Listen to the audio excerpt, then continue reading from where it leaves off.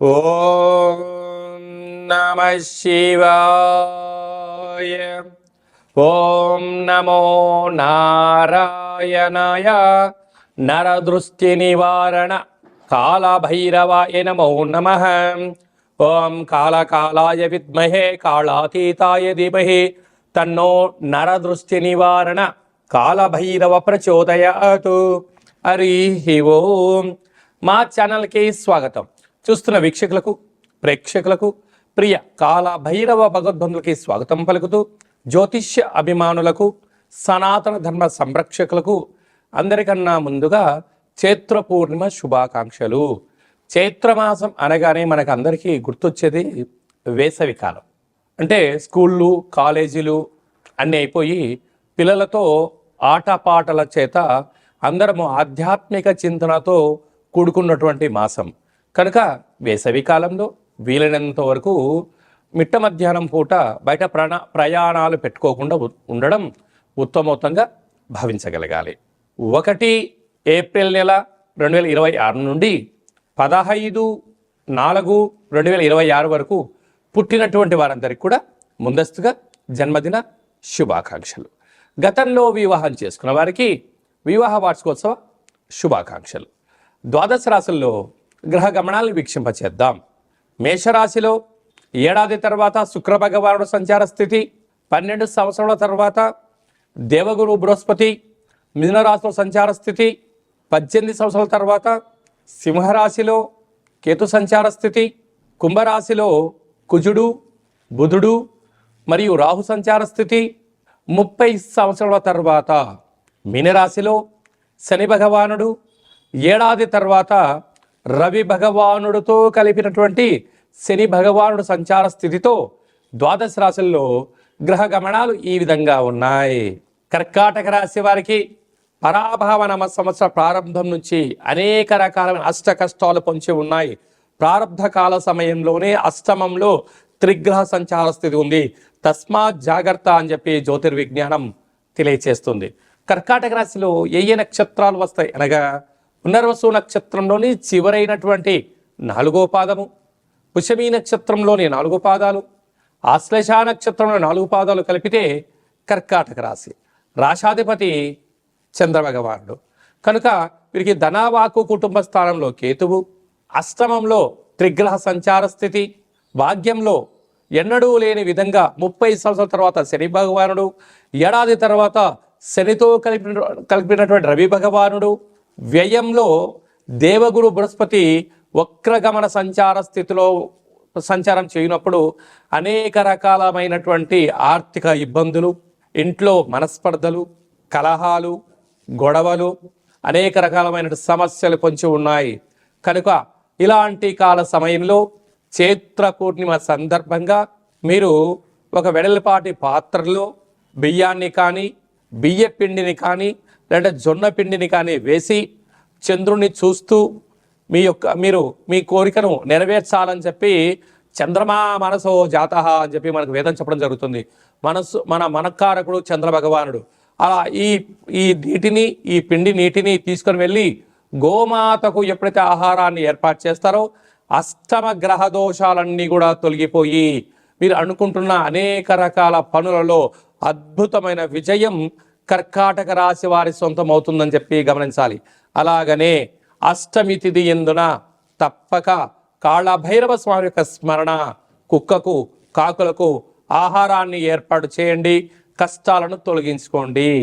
April నెలలో ప్రథమార్థంలో ముఖ్యమైన పండగల గురించి క్లుప్తంగా, సవివరంగా, సంపూర్ణంగా తెలుసుకుందాం.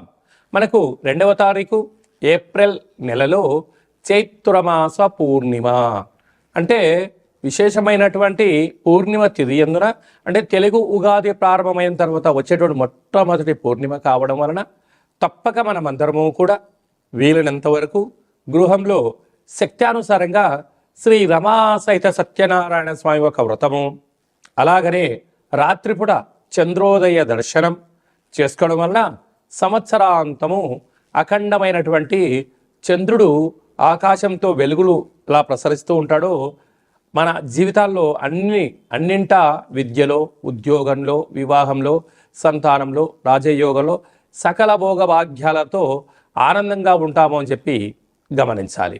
అలాగనే మనకు 6వ తారీఖున సంకటహ చతుర్థి, తెలుగు సంవత్సరాది ప్రారంభమైన తర్వాత మొట్టమొదటి సంకటహర చతుర్థి కనుక సాయం సంధ్య వరకు ఉపవాసం ఉండి విఘ్నేశ్వర స్వామివారికి గరికను అటుకులను నైవేద్యంగా ఏర్పాటు చేసి స్వామివారికి ప్రదక్షిణ చేసి రావడం వల్ల సకల అష్టకష్టాలన్నీ తొలగిపోయి అష్టైశ్వర్య ప్రాప్తి కలుగుతుందని చెప్పి కూడా గమనించాలి. అలాగనే మనకు 10వ తారీఖున చైత్రమాస బహుళపక్ష కాలాష్టమి, తెలుగు ఉగాది ప్రారంభం అయిన తర్వాత వచ్చేటువంటి మొట్టమొదటి కాలాష్టమి కనుక కాలాన్ని మనం జయింపచేయాలన్నా, జాతకంలో ఉండబడిన గ్రహదోషాలు తొలగించుకోవాలన్నా, జీవితంలో మనం అనుకున్న గమ్యాలు చేరాలన్నా కాలాన్ని శాసింపజేసే శక్తి కాలభైరవుడికి ఉంటుంది. కనుక ఇంట్లో కూష్మాండ దీపము, కాలభైరవ అష్టకాన్ని వినడం, స్మరణ చేయడం, ధ్యానం చేయడం, పక్షులకు ఇది వేసవికాలం కావడం వలన కాకులకు పావురాలకు నీటిని ఆహారాన్ని వేయడం వలన సకల దోషాలు తొలగిపోతాయి. అలాగనే చాలామందికి ఈ వేసవి కాలంలో అనేక రకాలమైనటువంటి ఇబ్బందులు ఉంటాయి. వీటిని అధిగమించగలగాలి అన్నట్లయితే తప్పక కాలాష్టమి తిథి యందున భైరవ స్వామికి స్మరణ ధ్యానం అవసరం.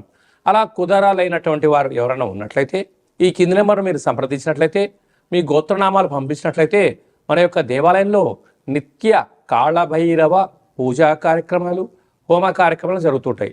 అలాగనే కాశీ క్షేత్రంలో కూడా మనము నిత్యము కాళభైరవ పూజా కార్యక్రమం నిర్వహించడం జరుగుతుంది. కనుక మీ గోత్రనామాలు పంపించగలిగినట్లయితే మీకు అక్కడ పూజ చేయించి వీడియో కాల్ ద్వారా ప్రత్యక్ష ప్రసారాన్ని చూపిస్తూ కాళభైరుడి యొక్క ఆశీస్సులను మీకు అందజేయడం జరుగుతుందని చెప్పి గమనించాలి. కనుక మీ యొక్క వ్యక్తిగత జాతకం తెలుసుకోవాలనుకుంటున్నారా? మీ యొక్క పేరు, పుట్టినటువంటి తేదీ, నెల, సంవత్సరం, పుట్టిన సమయం వ్రాసి వాట్సాప్లో పంపించగలిగినట్లయితే 100 సంవత్సరాల జాతకాన్ని వ్రాసి పంపించి మీరు పుట్టినప్పుడు గ్రహ గమనాలు ఎలా ఉన్నాయి, ప్రస్తుతం ఎలా ఉంటున్నాయి, రాబోయే కాలంలో ఎలా ఉంటున్నాయి, ఈ తెలుగు ఉగాది పండుగ నుంచి ఆదాయ వ్యయాలు పరిస్థితులు, ఎలాంటి కార్యక్రమాలు ఆచరింపచేయాలి, ఎలాంటి కార్యక్రమంలో మనం విజయం సాధించబోతున్నామో అన్ని విషయాలను మీకు సవివరంగా సంపూర్ణంగా తెలియజేయడం జరుగుతుంది. డేటా బర్త్లో లేనటువంటి వారికి పేరు యొక్క మొదటి అక్షరాన్ని అనుసరిస్తూ రాశి స్థితిగతులను తెలియచేస్తూ రమణ శాస్త్రం ద్వారా అనగా గవ్వల ద్వారా కాళభైరవ ఉపాసన చేత భూత భవిష్యత్ వర్తమానాన్ని గవ్వల జ్యోతిష్యం ద్వారా తెలియజేయడం జరుగుతుంది. అందరికీ శుభాన్ని, ఐశ్వర్యాన్ని, ఆనందాన్ని చైత్ర పూర్ణిమ నుండి ఈ తెలుగు ఉగాది సంవత్సరం అందరూ అద్భుతమైన విజయాలు సాధించాలని కోరుకుంటూ మనసారా ఆశీర్వచనం. ఓం శతమానం భవతి శతాయు పురుష సతేంద్రియ ఆయుష్యేవేంద్రియే ప్రతిష్టతి ధనం ధాన్యం బహుపుత్రలాభం శత సంవత్సరం దీర్ఘమాయు సర్వే జనా సుఖినో భవంతు లోకా సమస్తా సుఖినో భవంతు సర్వం కాళభైరవ దేవతార్పణమస్తు. హరి ఓం. ఈ వీడియో మీకు నచ్చినట్టయితే మా ఛానల్ని సబ్స్క్రైబ్ చేసుకోండి, గంట సింబల్ ప్రెస్ చేయండి, ఆల్ బటన్ కూడా తెలియచేయండి. ఈ భక్తి సమాచారాన్ని భగవద్బంధులకు, మిత్రులకు, స్నేహితులకు చేరవేయండి. హిందూ ధర్మాన్ని కాపాడండి.